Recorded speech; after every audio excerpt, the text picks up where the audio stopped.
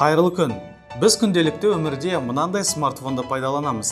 Дәлірек айтқанда, оның ішінде орналасқан түрлі органайзерлер мен қосымшаларды пайдаланып, өзіміздің жұмысымызды жеңілдетеміз. Бір жағдайды алып қарастырайық. Егер сізге тез арада өзіңіздің сабағыңызға белгілі бір тақырыпта бейнеролик дайындау керек болса, нақтырақ айтқанда белгілі бір видео үзінділерді алып, оны бір-біріне қосып, артық жерін кесіп тастап, керек жерлеріне мәтін не музыка қою керек болып дейік. Көп жағдайда біз бұл мақсатта компьютерлік бағдарламаларды қолданамыз. Бірақ сіздің қолыңызда тек қана мынадай смартфон болса, не істейсіз? Дәл осы кезде бізге UCAD қосымшасы көмекке келеді. Бұл бейнероликте біз осы қосымшаны пайдаланып, бейнеролик жасауды үйренеміз. Ендеше бастайық. UCAD қосымшасын егер сізде iPhone болса App Store'дан, ал Android смартфон болса Play Market'тен жүктеп аласыз да орнатасыз. Аты айтып тұрғандай видеоматериалдарды кесуге, яғни өзгертулер енгізуге арналған. Қосымшаны смартфонға орнатып болған соң оның белгішесіне басып ашамыз. Бастапқы бетте плюс белгішесін басып, смартфонда орналасқан қажетті видеоны таңдаймыз да әрі қарай батырмасына басамыз. Таңдаған видеоңыз UCAD-қа импортталады. Оны тексеру үшін Play батырмасына басып көрейік. Ең астында видеоның кадрларын өзгертуге арналған жұмыс жолы орналасқан. Бұл жерде әрбір кадр секунд және миллисекундтарға бөлінген. Видеоны осы жолда саусақпен тоқтатып, артқа не алдыға жылжытуға болады. Бірден практикаға көшейік. Қайшының суреті бар кесу батырмасына басайық. Мұнда видеоны кесудің 3 түрі бар. Біріншісі белгілі бір қажет бөлігін кесіп алып сақтау. Екіншісі 2 кадрда кесіп алып сақтау. Үшіншісі кадрлардың арасын бөлу. Енді әрқайсысына тоқталайық.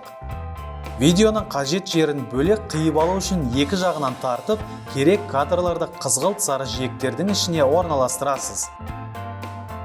Қате жібермеу үшін сол және оң жағында секундтар көрсетілген.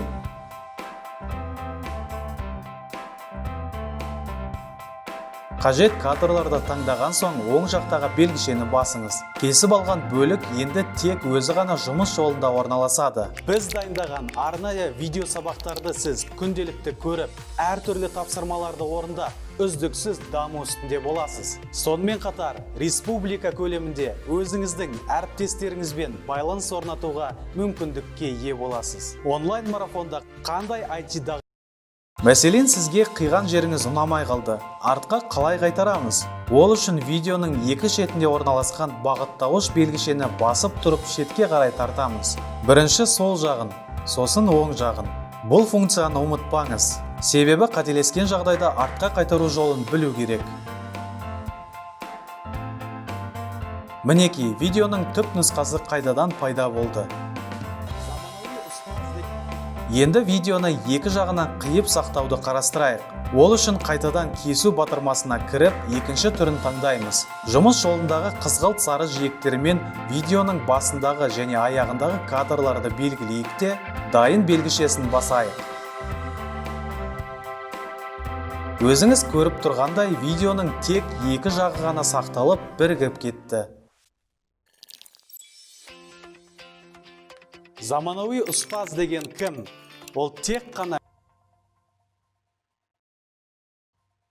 Егер сізге видеоны бірнеше бөлікке бөліп, қажет емес жерлерін өшіріп тастау керек болса, онда үшінші әдіске көшеміз. Видеоның керек секундына апарып, тік сызықты белгішені қоямыз. Сол жерден ол жеке кадр болып екіге бөлінеді. Енді осыны тағы бір бөлікке бөлейік.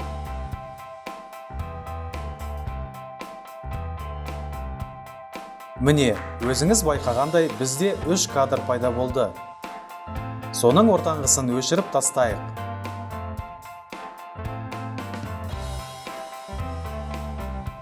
Көріп отырғандай қиылған кадрлар арасында ақ тік сызық пайда болды. Бізге ол кадрларды ажырату үшін керек. Енді мен сізге кадрларды бөлу және кесудің ең оңай жолын көрсетейін. Ол өте тез және ыңғайлы. Бізде басқару элементтерінің ішінде бөлу батырмасы бар. Соны пайдалануға болады. Бірінші видеоны әрі-бері жылжытып, керек секундта тоқтатасыз. Сосын бөлу батырмасын басу керек. Сонда видеоңыз сол жерден екіге бөлінеді. Сол сияқты әрі қарай барлық керек секундтарда видеоңызды бөліктерге бөліп тастауға болады.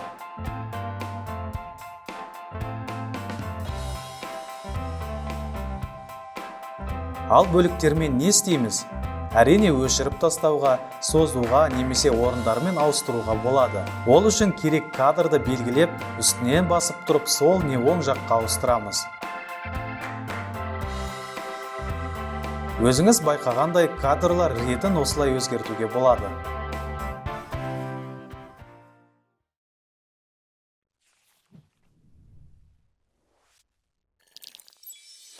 Етік меңгерген ұстаз емес, ол IT технологиялардың соңғы жетістігі. Заманауи ұстаз деген кім? Ол Енді видеоның түп нұсқасын қайтарайық. Мен тағы да көрсетемін. Бірінші артық кадрлардың барлығын үстінен бір рет басып белгілеп өшіруіміз керек. Сосын тек бір кадрды қалдырамыз және бағыттауыш белгішесінен басып тұрып шетке қарай тартамыз.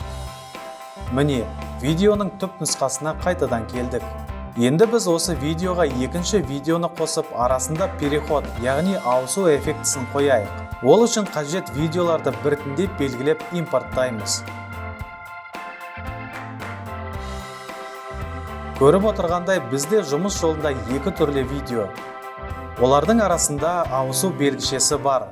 Соны басқанда бізге переходтардың, яғни кадрдан кадрға ауысудың түрлері шығады.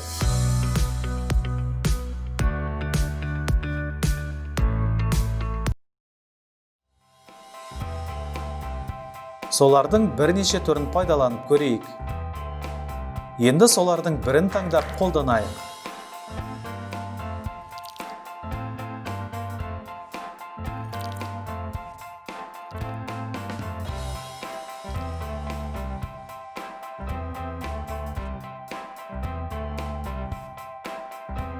Бәрекелді, біз бір кадрдан екіншісіне әдемі ауысу қоюды үйрендік.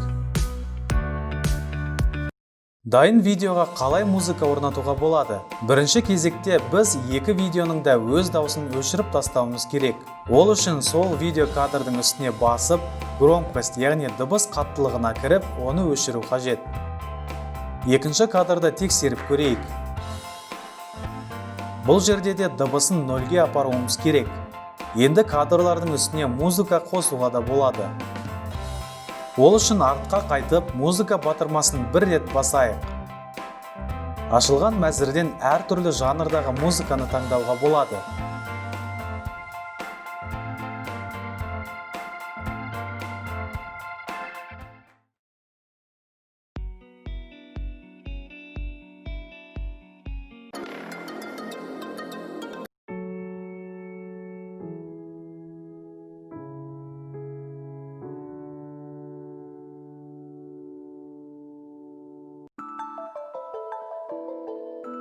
Біз өз таңдауымызды жасаған соң использовать, яғни қолдану батырмасын басамыз. Ескеретін жайт, кейде музыканы алу үшін бірнеше секундтық жарнама көруге тура келеді.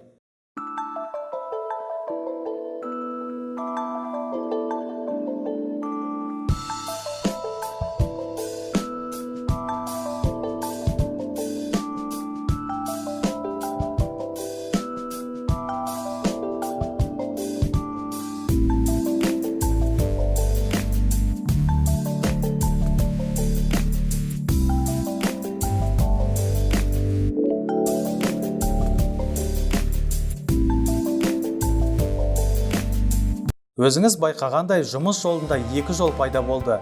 Жоғарыда аудио жолы, төменде видео жолы. Қойылған музыканың, яғни аудионың үстінен бір рет бассақ, баптаулар мәзірі шығады. Бұл жерде оның даусын бәсеңдетуге, бөліктерге бөлуге, көшіруге және тағы басқа операциялар жүргізуге болады. Мәселен, біз аудионы екінші видео кадрдың үстіне қойып, бірінші видео кадрдың дыбысын қайта жоғарылтайық. Ол үшін керек секундқа апарып, аудионың үстінен басып тұрып артқа тартамыз.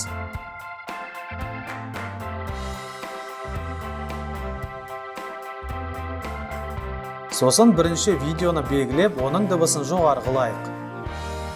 Нәтижесін көрейік.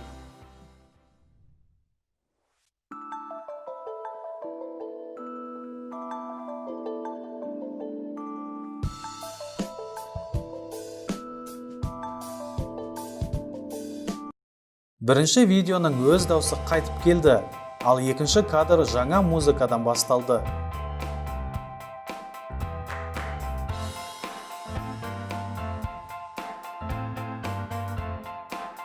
Егер музыканы кескенде қате жіберсек не істейміз?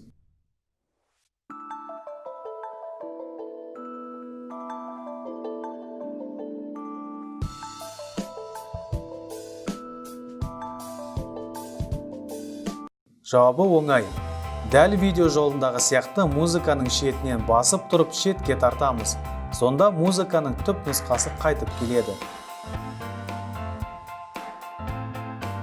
Енді соңғысы фильтрлерді қолдануды қарастырайық. Ол үшін фильтр батырмасын басып, қажет фильтрді таңдауға болады. Оның түрлері өте көп.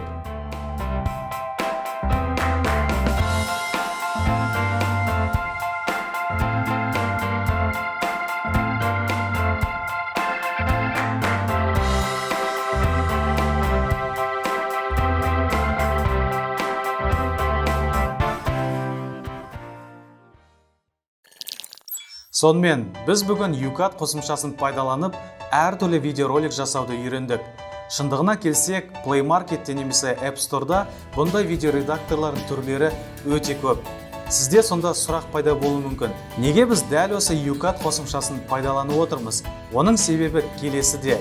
Негізінен көптеген видеоредакторларда сіз пайдаланған кезде соңғы өнім, яғни видеоролигіңіздің бетінде келесідей белгішелер пайда болуы мүмкін.